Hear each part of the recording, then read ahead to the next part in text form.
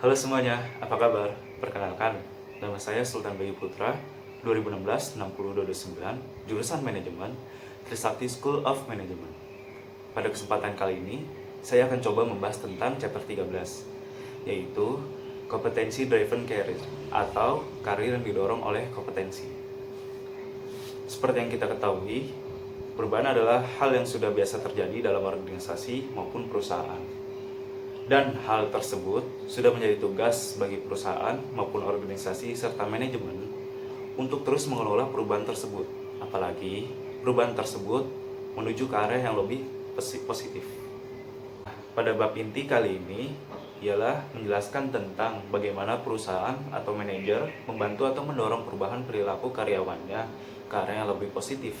Tentunya dengan berbagai cara seperti menjadwalkan meeting secara terbuka ataupun formal yang dilakukan secara ramai-ramai maupun secara eksklusif atau secara pribadi.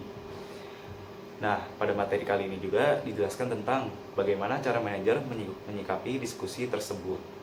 Tentunya dengan adanya perubahan perilaku karyawan tersebut dapat memberikan timbal balik yang positif bagi perusahaan, sehingga kinerja perusahaan dapat meningkat karena adanya perubahan perilaku positif dari karyawan tersebut. Pada bagian pertama dalam pembahasan kali ini ialah mengenai tentang career review meetings dan preparing for the career performance review.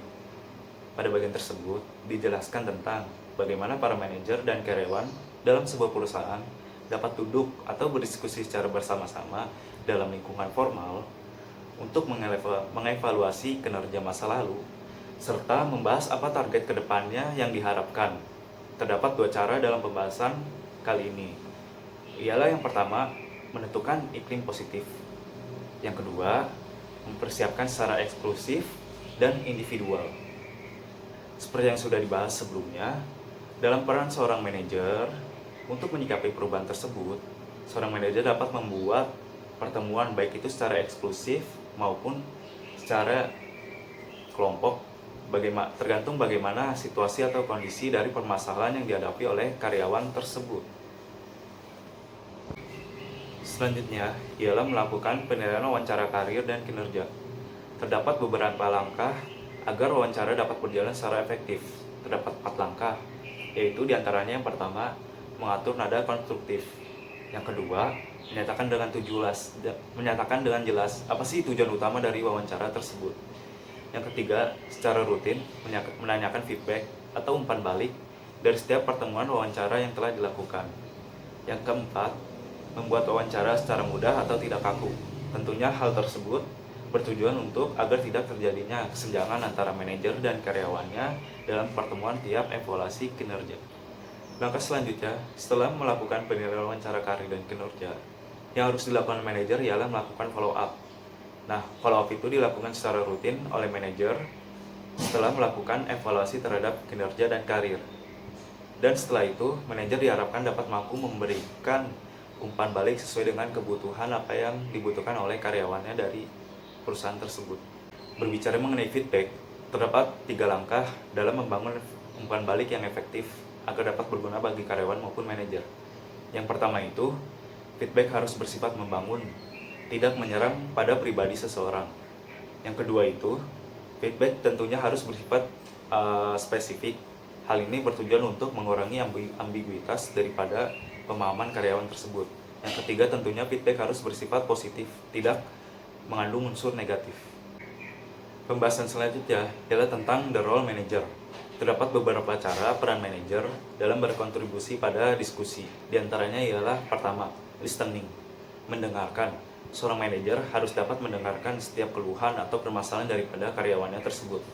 Yang kedua, providing information, memiliki pengetahuan yang tidak dimiliki oleh karyawan lainnya. Seorang manajer harus dapat mampu membimbing serta memberikan informasi yang dibutuhkan oleh karyawannya ini sebagai bekal untuk pengetahuan karyawan tersebut.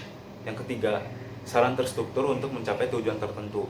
Seorang manajer harus dapat menjadi fasilitator, membantu untuk memperjelas dan menyusun masalah sehingga langkah-langkah mencapai tujuan menjadi lebih jelas. Yang keempat, ada feedback about professional status atau umpan balik tentang status profesional. Yang kelima, ada gagasan dan saran untuk kegiatan pembangunan. Nah, Hal ini untuk bertujuan memberikan gambaran atau sasaran tentang gagasan karyawan di masa yang akan mendatang. Yang keenam itu yang terakhir, working with the individual on these activities, atau bekerja pada individu pada kegiatan ini, terus memantau perkembangan perubahan secara aktif oleh karyawannya agar dapat berjalan sesuai efektif atau sesuai yang diharapkan oleh pada perubahan perilaku positif perusahaan tersebut. Saya rasa cukup pembahasan materi kali ini sebagai dasar acuan pada chapter 13 ini, yaitu competency driven careers. Sebenarnya masih banyak peran manajer lainnya dalam mendefinisikan manajemen berbasis karir tersebut. Di antaranya ada work planning, ada inisiatif, ada terakhir itu people atau self management. Nah, materi ke belakang ini sebenarnya tujuannya sama, yaitu peran manajer. Bagaimana seorang manajer harus dapat mendorong serta mendukung anggota tim lainnya untuk terus berkembang dan mengelola perubahan ke arah yang lebih positif. Demikian pembahasan yang dapat saya sampaikan pada materi kali ini, yaitu tentang competency driven careers. Saya mohon maaf apabila terdapat kekurangan dalam penyampaian materi saya. Saya ucapkan terima kasih.